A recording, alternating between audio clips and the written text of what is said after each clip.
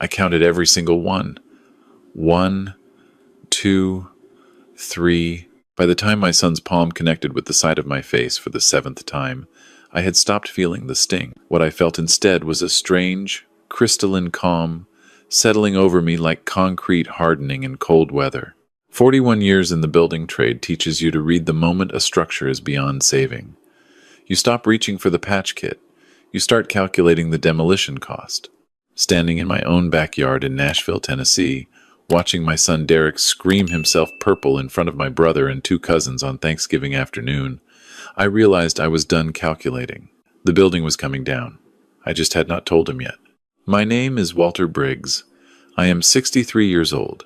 I spent 4 decades building custom homes across Middle Tennessee, crawling through attics in July heat and pouring footers in February mud, working with hands that are calloused to the point where I barely feel temperature change anymore.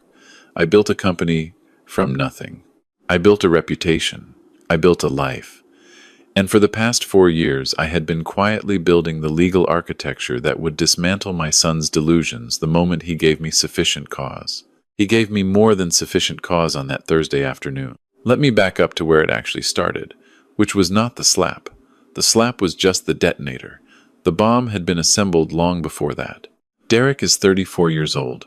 He is tall like me, broad in the shoulder like I used to be, before 2 back surgeries, and he has his mother's eyes, the same green-brown color she had the day I married her 29 years ago in a Baptist church outside of Murfreesboro. His mother passed from cancer when he was 19, and I have spent every year since wondering how much of what Derek became was grief that curdled, and how much was just the man he always intended to be. 4 years ago, when Derek married a woman named Melissa, I gave them what I believed was a gift.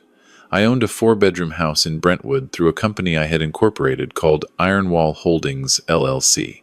I had used the property as a rental for 8 years, but when Derek told me he and Melissa needed a home, I told him they could live there. No rent, no lease. Just family, taking care of family. That was how I presented it. What I did not tell Derek, because he did not read the occupancy agreement his lawyer should have reviewed, was that the license to occupy could be revoked immediately if either occupant engaged in any act of financial fraud against the managing member of Ironwall Holdings. That managing member was me. I had written that clause 4 years ago because I already knew who my son was. I had watched him borrow money from 3 different friends and never repay a dollar. I had watched him talk his way into a sales management job he was not qualified for by name-dropping my business connections. I had watched him marry Melissa, who was beautiful and calculating in equal measure, who had called me Walter instead of anything warmer from the very first afternoon we met, and whose eyes swept every room she entered looking for the exit nearest to money. I knew. I insured myself.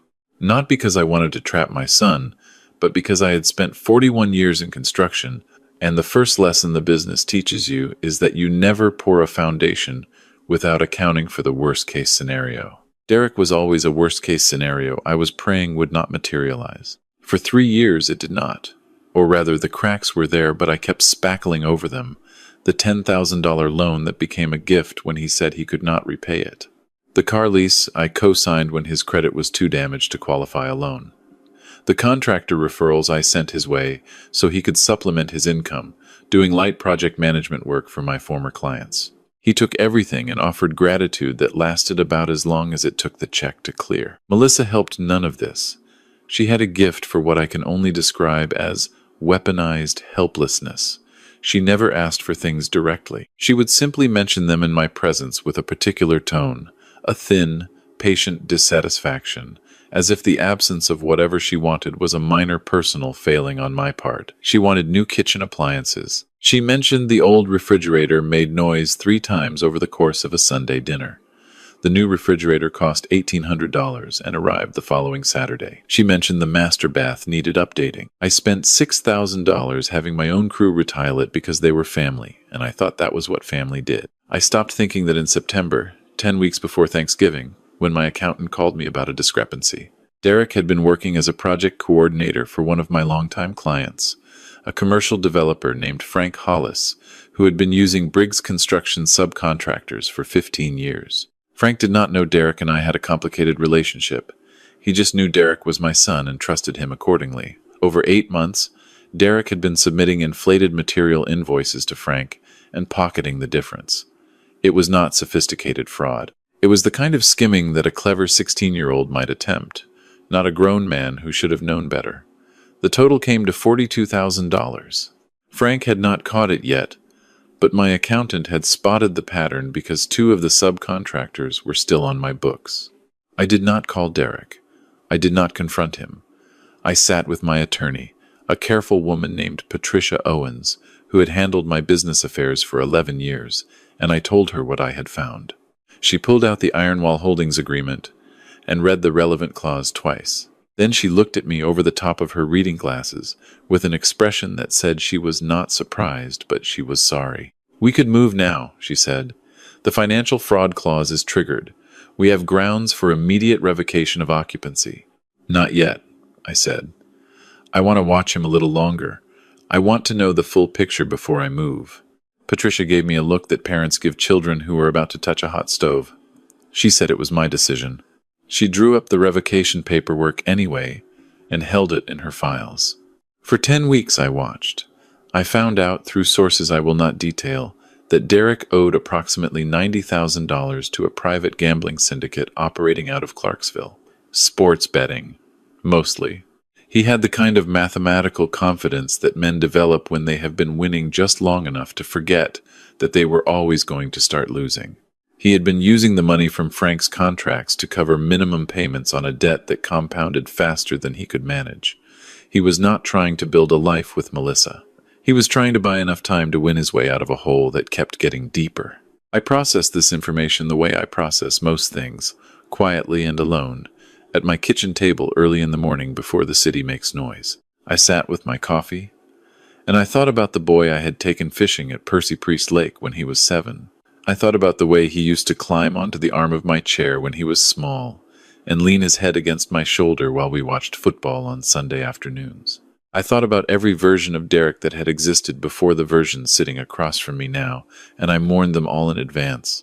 Then I folded the mourning up and put it in my chest pocket and got on with what needed doing. I invited myself to Thanksgiving at the Brentwood house. I told Derek I wanted to spend the holiday with family. My brother Raymond was in from Memphis with his wife. 2 of my cousins drove up from Shelbyville. It was the kind of gathering that is supposed to mean something, and for most of the afternoon it did. The food was good, the conversation was easy. I sat at a table in a house I owned, and watched my son perform the role of gracious host, with the polished ease of a man who has learned to imitate warmth without feeling it. The trouble started when Raymond made an offhand remark at the dinner table. He had been asking about the house, complimenting it, and he said to Derek, "You are a lucky man having your father set you up like this." Derek's jaw tightened. He glanced at Melissa. She gave him a look I recognized as permission. "Set me up," Derek said, setting down his fork. His voice had changed. The politeness had drained out of it like water from a tub. "You think he set me up out of generosity, Uncle Raymond? Let me tell you what this arrangement actually looks like. Derek, eat it." He did not stop. He had been drinking since noon, and he had apparently been waiting for an audience. He started talking about how I had never respected him, how I had always made him feel like a second-class employee in his own family, how the house was not a gift but a leash, how I used money to control people and then acted wounded when they pushed back. Melissa sat with her hands folded and her eyes cast down in practiced innocence. Raymond looked at me with the expression of a man who has stumbled into a room where something private is happening. I asked Derek twice to stop, quietly. The way you ask a man to put down a weapon before the situation becomes something neither of you can walk back from. He did not put it down. He stood up. He pointed his finger at me. He said that everything I had ever done for him had strings attached, that I was a manipulative old man who used money as a substitute for real love, and that if I thought living in this house meant he owed me something, I could take the house and do something anatomically improbable with it. I stood up too, and that is when he hit me. It was not the kind of hit you see coming. It was an open-handed slap, the same as the night in the video I had seen, a gesture of contempt rather than combat. The sound of it cracked across the dining room. My glasses went sideways. I felt the sting bloom across my left cheekbone. Raymond was on his feet. My cousins went silent. Derek's eyes went wide. For approximately 2 seconds, I could see him understanding what he had done. Then he did it again. You want to count them? Fine. The first one had been shock. The second one was a decision. The third one came when I still did not react the way he expected, and that seemed to infuriate him more than my words had. By the fourth and fifth, he was screaming something about how I had ruined his life, how I had made him dependent on purpose, how every dollar I had ever given him was a brick in a prison I built for him. By the sixth and seventh, his hand was hurting, and his voice was cracking, and Melissa was watching from her seat with an expression I can only describe as assessment rather than horror. 7 times. I remember each one, and I remember the moment it stopped. Not because he chose to stop, but because Raymond put himself between us and told Derek in a voice I had not heard from my brother since we were young men, that he needed to sit down and think hard about what he had just done. Derek sat down. He was panting. He would not look at me. Melissa excused herself to get more wine. I picked up my napkin. I touched it to my cheek. I looked at the small red smear it left behind. I folded it very carefully and set it on the table. I looked at my son. I am going to need you and Melissa out of this house by December 1st, I said. His head snapped up. I am not saying this in anger, I continued. I am saying this because it is done. We are done. I want you to have a month to find somewhere to go. That is more than the law requires and more than you have earned. December 1st. He started to speak. I stood up, put on my coat, and thanked Raymond for coming. I shook my cousin's hands. I walked out of the house that had my name on the deed and drove back to my condo downtown and sat in my kitchen until 2 in the morning drinking water and thinking. Then I called Patricia. Do you remember that paperwork you drew up? I said. The revocation. I have it on my desk, she said. She did not sound surprised. She did not sound like I had woken her up, even though it was well past midnight. She sounded like a woman who had been expecting this call for 10 weeks. I do not want 30 days, I said. I want to sell it. I want it gone before Christmas. Walter, she said, the market is not going to move that fast unless you take a significant loss. I know, I said. Call Harrison Development. They have been trying to buy that lot for 2 years. They want to put townhomes on it. Tell them I will sell for $900,000 cash. Market value is 1.3. You are leaving $400,000 on the table. I am leaving a house where my son just hit me 7 times in front of my family, I said. The money is not the point. Patricia was quiet for a moment. Then she said, I will call Jim Harrison at 8 a.m. when he opens. Tell him I need the wire by Friday, I said. I want the locks changed before Derek comes home from work. She paused again. And the occupants? They will find out the way everyone finds out things they should have seen coming, I said. Afterward, I hung up. I made myself another cup of coffee. I opened my laptop and began drafting an email to Frank Hollis. Not about the fraud. Not yet. Just a note saying I had something I needed to discuss with him at his earliest convenience. Planting the seed. Then I opened a second window and pulled up every account that Derek had access to under my name or my company's name. The corporate credit card I had added him to 3 years ago for project expenses.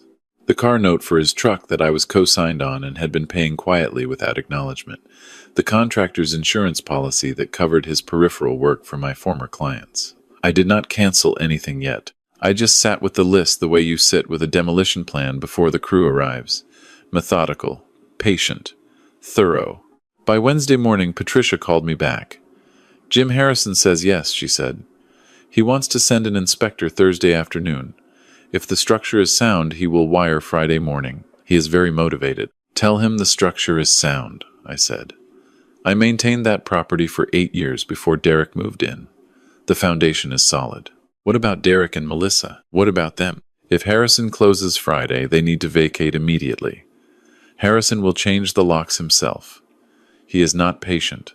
Good, I said. Tell him he does not need to be. Thursday, I drove slowly past the Brentwood house on my way to meet Patricia at her office. The truck was in the driveway. The lights were on upstairs. Life proceeding as normal inside. No awareness of the machinery grinding away around them. I had not spoken to Derek since Thanksgiving. He had texted me 3 times. The first text was aggressive, telling me I had no right to kick them out and he would get a lawyer. The second came 6 hours later and was softer, saying he had been drinking and things got out of hand and he was sorry and could we please talk. The third came the following morning and said simply that he needed to know I was serious about the December 1st date because Melissa was getting anxious. I did not respond to any of them. I had learned a long time ago that silence is the most powerful tool in any negotiation. People fill silence with desperation, and desperation makes them sloppy. At Patricia's office, I signed the bill of sale. I signed the deed transfer. I signed the simultaneous revocation of occupancy, which Patricia had filed as a separate civil action that morning with the Williamson County clerk. She slid each document across the conference table with the quiet efficiency of a surgeon handing instruments. My signature was steady each time. Walter J. Briggs. Walter J. Briggs. Walter J. Briggs. The wire cleared at 9:53 Friday morning.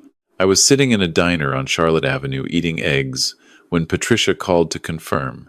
The property belongs to Harrison Development as of 10 a.m., she said. He has a crew on the way now. I put my fork down. I took a long sip of coffee. The diner was warm and smelled of bacon grease and fresh bread. Outside the window, Nashville was going about its Friday. One more thing, I said. The truck. You co-signed the loan.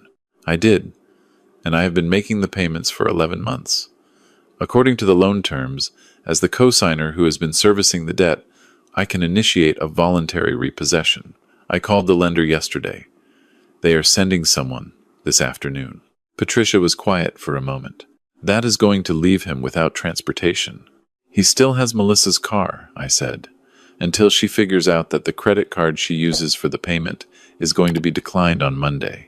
Another silence. You thought this through very carefully, Walter. I had a lot of sleepless nights to plan with, I said. I paid the check. I drove to Patricia's office and waited. At 11:45, my phone buzzed with a notification from the security camera app I had installed in the Brentwood house 3 years ago and forgotten to tell Derek about. Motion detected at front entrance. I opened the app. The Harrison crew was at the door. 4 men in work gear, one of them speaking into a phone. They had not knocked. They were consulting the writ of possession.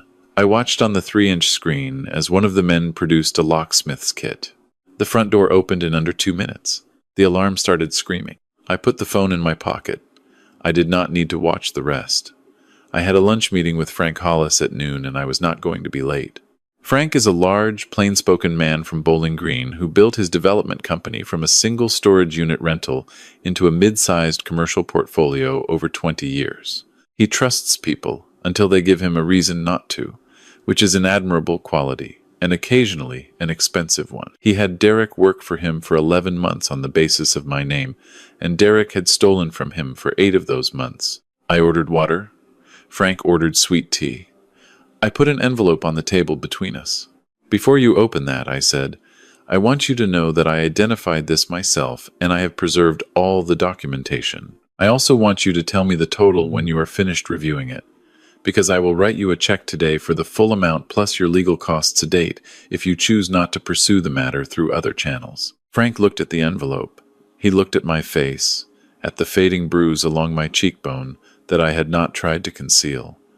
He opened the envelope. He read for a long time without speaking. When he looked up, his face was tight and controlled in the way of a man managing a specific kind of anger. 42,000, he said. And some change, I confirmed. Your son did this. My son did this, I said. And I am sorry. I referred him to you. That makes it partially my responsibility. Frank shook his head. You are not responsible for what grown men decide to do, Walter. I am making it right regardless, I said. I also want you to know that Derek will not be working for any of my former clients again. I have spent the last 2 weeks quietly calling everyone I ever referred him to. I have told each of them that he is no longer associated with my business in any capacity, and that they should verify any invoices he has submitted in the past year. Frank stared at me. You are burning him down. I am protecting the people I vouched for, I said. There is a difference. Frank asked for the check after a long silence. I wrote it at the table. He folded it and put it in his breast pocket without looking at it again. Then he called the waiter over and ordered us both a slice of pie and changed the subject to the Titans game, which was the most Nashville thing he could possibly have done and which I respected enormously. My phone rang at 2:17 while I was driving back downtown. It was a number I did not recognize. I let it go to voicemail. 3 minutes later, it rang again from the same number. I pulled into a parking lot and answered. "Is this Walter Briggs?" The voice was male, flat, unhurried. "Depending on who is asking," I said. "My name is not important," the voice said. "I represent an interest that Derek Briggs owes a substantial sum of money to. We became aware this morning that the asset he referenced as collateral no longer exists in the same form. We wanted to speak with the father directly." I had been expecting this call. Not from this specific number, but from somewhere in Clarksville's private lending ecosystem. Derek had apparently been telling people he had a father with a real estate portfolio. It was the kind of name-dropping that buys you time and creates problems for other people. "Derek Briggs is an adult," I said. "His debts are his own. I am not his guarantor, and I never have been. If he represented otherwise, that is a conversation between you and him." A pause. "That is a complicated position," the voice said. "It is a simple position," I said. I corrected myself. "Good afternoon." I hung up. My hands were steady on the steering wheel. I sat in the parking lot for a moment. Then I dialed Patricia. "I need a welfare check request filed with Metro Nashville Police on Derek at his current or former address," I said. "Not because I am worried about him. I want it on record that I made the request, and I want the officers to see the state of the property when they arrive." Patricia typed while I talked. She said she would handle it. I drove home. I made myself dinner. I watched the news. At 8:46 p.m., my doorbell rang. I live on the 14th floor of a building in Germantown with a very competent doorman named Curtis, who does not let people up unannounced. I checked the intercom camera and saw Derek in the lobby. He was wearing the same jacket he had on at Thanksgiving. He looked like he had not slept. There was something dried and dark at his collar that I hoped was coffee. "Send him up," I told Curtis. One time, I unlocked the door and left it open. I sat in the leather chair near the window, the one that faces the door, and I waited. I rested my hands on my knees. I breathed. I heard the elevator. I heard footsteps. He pushed the door open and stood in the frame for a moment, looking at the apartment, at the clean lines of it, at the view of the river behind me through the floor-to-ceiling windows. He had been here once before, when I moved in 2 years ago. He had stayed for 12 minutes and taken a check from me for a car repair he later admitted to Melissa had already been paid for. He looked at me. "Dad," he said. "Come in," I said. "Close the door." He came in. He did not sit down. He stood in the middle of the living room and turned his hat in his hands, which was such a young gesture, such a boyish thing, that something in my chest moved in a way I had not planned for. "The house is gone," he said. "I know," I said. "I sold it." "You cannot do that. I have rights. I was a tenant. You were a licensee under a conditional occupancy agreement that specified immediate revocation in the event of fraud against the managing member," I said. "You committed that fraud when you skimmed $42,000 from Frank Hollis using invoices that ran through my company's subcontractor network. That triggered the clause. The sale was legal. Patricia Owens filed the revocation at 9 a.m. Thursday. You can verify it with the Williamson County clerk." His face went through several expressions in rapid succession. "How did you know about Frank?" "I have known for 10 weeks, I said. "And you did not say anything." I was gathering the full picture. He sat down on the couch without being invited, which under different circumstances I might have commented on. He put his head in his hands. "Melissa left," he said. "She was gone when I got back to the motel last night." I said nothing. "She took the car," he said. "The Lexus. The one in her name. She is at her mother's in Chattanooga. She sent me a text saying she is filing for divorce and I should not try to find her." "That must have been painful to read," I said, not sarcastically. I meant it. Derek looked up at me. There were no tears. He was past the point of tears. He was in the flat, hollow place that comes after, the place where a man takes stock of what is actually left. "Dad," he said, "I need money. I owe people who are not patient." I told them I had assets. I told them the house was mine. "When they found out you sold it, they called me and they said they are coming to collect by the weekend or they are going to collect differently." "These are the Clarksville people," I said. He blinked. How do you know about them? I told you, I said. Full picture. He stared at me. He looked at the window behind me, at the river lights on the water. You have it all figured out, he said. Every angle. I build things for a living, I said. I understand load-bearing walls. I understand what happens when you remove them. You removed every load-bearing wall in our relationship and then were confused when the structure collapsed. So you are going to let them hurt me, he said. Your own son. I am not going to let anything happen to you or prevent anything from happening to you, I said. You are a 34-year-old man. These are consequences you manufactured. I did not build those debts. I did not swing my hand at you 7 times in front of your family. I did not steal from a man who trusted you because of my name. I was desperate, he said. You were entitled, I said. There is a difference. He was quiet for a long time. The city made its sounds below us. The ambulance 2 blocks east, a horn, the low rumble of something heavy on the bridge. I need you to show me something, I said. I stood up. I walked to my laptop on the desk by the kitchen. I opened a folder that I had been assembling for 3 weeks. I turned the screen toward him. What is this? He asked. Bank records, I said. 11 months of them.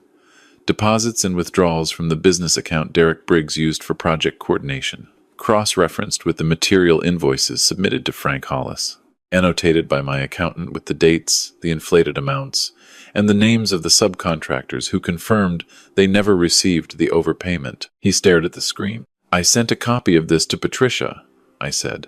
I also sent a copy to the Williamson County District Attorney's Office this morning, not because I want you in prison. I want you to understand the dimension of what you chose to do. You filed charges? His voice went high. I filed a report, I said. What the DA does with it is not in my hands. That is how the law works. You do not get to steal $42,000 from a man and have it disappear because the victim is willing to absorb the loss. Frank Hollis is whole because I wrote him a check, but the act itself is on record. Derek stood up abruptly. The laptop rattled on the desk. He walked to the window and stood with his back to me, looking at the river. You burned everything, he said. The house, the truck, my job, Frank. You burned it all. You set the fire, I said. I just refused to put it out this time. He turned around. His face had changed. The hollow flatness was gone. What was there instead was something younger and rawer, something that reminded me of the boy on the fishing dock at Percy Priest Lake. I am sorry, he said. Not as a strategy, not as a lead-in to a request. Just the 2 words, standing alone. I watched him. I know that does not help, he said. I know sorry does not fix the Frank thing or the house or Thanksgiving. I know you are done. I am not asking you not to be done. His voice broke slightly. I just need you to know that I know what I did. I need you to know that I know I hit you, and that I know what that is, and that I am not going to pretend it was the alcohol or the stress. It was me. I made that choice. I let the silence hold for a moment. Then I said, I know a man at Cumberland Heights. He runs their intake program. I have known him for 15 years. He owes me a favor, and I have never called it in because I always hoped I would not need to. I am calling it Monday morning. Derek frowned. The gambling program? The addiction and behavioral health program, I said. It is residential, 90 days. Insurance will cover most of it if you are enrolled before the end of the month. The DA process will move slowly. If you are in a treatment program voluntarily and cooperating, that matters when they eventually review the file. You would do that, he said. After everything. I am not doing it for you, I said exactly. I am doing it because your mother would not forgive me if I watched you drown without at least throwing the rope. What you do with the rope is your decision. It always has been. He sat back down on the couch. He put his hands on his knees, which is exactly what I do when I am trying to hold myself together, and I noticed that and chose not to mention it. What about the Clarksville people, he said. They are not going to wait 90 days. I made a phone call yesterday, I said. Not to pay them. To a former client of mine who spent 12 years as a Clarksville police detective before he retired and moved into private security consulting. He is aware of the operation you are entangled with. He is making his own calls through his own channels. I did not ask him to protect you. I asked him to make your name less attractive as a target. There is a difference between debt collection and risk calculation. If you become more trouble than the debt is worth, they move on to easier problems. Derek looked at me for a long time. You are like a chess player, he said. You think 15 moves ahead. I build structures, I said. Structures fail for one of two reasons. Either the design was wrong from the start, or someone removed something load-bearing without understanding the consequences. You have spent 4 years removing things. I have spent 4 years planning for the moment the building shook. I am not a chess player. I am just a builder who reads blueprints. He stayed for another 20 minutes. He did not ask me for money. He did not ask me to fix anything. He told me the name of the motel he was staying at, a mid-range place off Murfreesboro Road, and I wrote it down. Not because I was going to help him pay for it, because I wanted to know where he was. When he left, I stood at the window for a long time. I watched the river. The lights moved on it, slow and indifferent, the way water does not care about what you put in it. 3 months later, I am sitting on the back porch of my condo, and it is March, and the dogwoods in the park below are doing what Tennessee dogwoods do in March, which is to announce violently and without apology that winter is finished. My coffee is hot. My face carries no marks. The bruise along my cheekbone faded before December was out. Derek is at Cumberland Heights on his 58th day. He calls me on Sunday afternoons from a supervised phone in the common room. The calls are short, 12 minutes maximum, and they are the most honest conversations we have had in a decade. He does not ask for anything.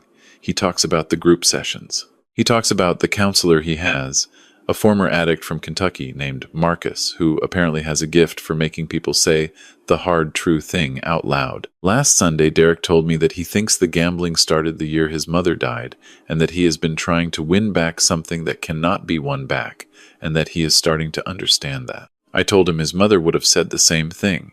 I told him she was a woman who dealt with what was in front of her, not what she wished she had, and that her best quality had always been a willingness to call things by their right names. He was quiet for a while after that. Then he said, I miss her. So do I said. The DA's review is ongoing. Patricia says the outcome is uncertain and may result in a deferred prosecution if Derek completes treatment and makes restitution, which he will, because I have already spoken to a payment arrangement with Frank's attorney on Derek's behalf. Not paid it for him. Arrange the structure of how he will pay it himself over time from whatever employment he secures when he is out. I did not tell Derek I did this. It was not for him to know yet. It was for Frank, who is a good man who deserved a plan. Melissa finalized the divorce in February. She moved in with a man in Chattanooga 3 weeks after she left the motel. I bear her no specific ill will. She was who she was, and I was the one who kept paying for a situation I could see clearly and chose not to act on. That particular failure belongs to me, and I have sat with it honestly. The Brentwood house is a foundation now. Harrison broke ground in January. By summer, there will be 8 townhomes on that lot, each one of them occupied by people who will not know or care that a family came apart on that particular piece of Tennessee earth. The city will put down new roots without permission or apology, the way cities do. I have been spending more time with Raymond. He drove up from Memphis twice since Thanksgiving, the first time to check on me, and the second time just because he wanted to. We drove out to Percy Priest Lake on a Saturday in January and walked the shoreline, and he asked me if I was okay, and I told him I was more okay than I had been in several years, which was true, and which he seemed to understand without me having to explain it further. There's a 14-year-old boy in Hendersonville named Marcus Briggs who is my son's child from a relationship before Melissa that Derek walked away from entirely. I became aware of him last fall through a conversation with my attorney on an unrelated matter. His mother, a quiet, steady woman named Gloria, has been raising him alone for 11 years. I do not know yet how that story develops. I know I have called Gloria once to introduce myself properly and to tell her that I would like to be part of Marcus's life, if that is agreeable to both of them. She did not say yes immediately. She was careful and measured, and those qualities impressed me. She said she would think about it. I told her to take all the time she needed. I was not going anywhere. I pick up my coffee. The dogwoods are doing their thing below the railing. Nashville sounds like it always does in the morning, half construction and half birdsong, the city perpetually pulling itself apart and putting itself back together in different configurations. There is a version of this story where I tell you that I acted purely out of principle, that every step I took was clean and righteous and free of the kind of cold satisfaction that a man my age is supposed to be ashamed of. That version is mostly true. The part of it that is not is that on the Friday morning when Patricia told me the wire had cleared and the locks were being changed, and my son was sitting at a desk in a glass office building with no idea that the floor beneath him was being removed, I felt something. Not joy exactly, not pride, something quieter and more durable than either. The feeling of a man who spent 4 years absorbing damage while quietly, methodically, ensuring that when it finally ended, it would end on terms he chose. I did not hit back. I used the law. I used the deed. I used a bank transfer and a revocation clause, and a phone call to a retired detective, and a conversation with a DA's office, and a Sunday afternoon call to a treatment facility in West Nashville. I built the structure of their consequence the same way I built every structure in my career, one load-bearing element at a time. Nothing decorative, nothing wasteful. Everything designed to hold exactly the weight it was meant to hold. 7 slaps. I remember each one, and I remember the last one most clearly, not for the pain of it, but for what I understood in the moment it landed, that he was not hitting me because he hated me. He was hitting the version of me that kept writing checks and swallowing it and calling that love. He was hitting the father who had confused funding a man's life with actually being present in it. He was hitting his own enabler, which in a twisted and terrible way was the most honest thing he had done in years. I did not give him the chance to do it again. I gave him something harder. I gave him the wall.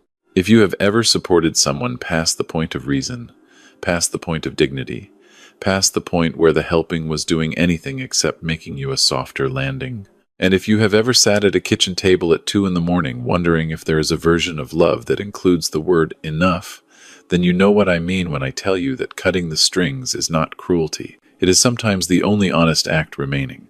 I was Walter Briggs. I built things.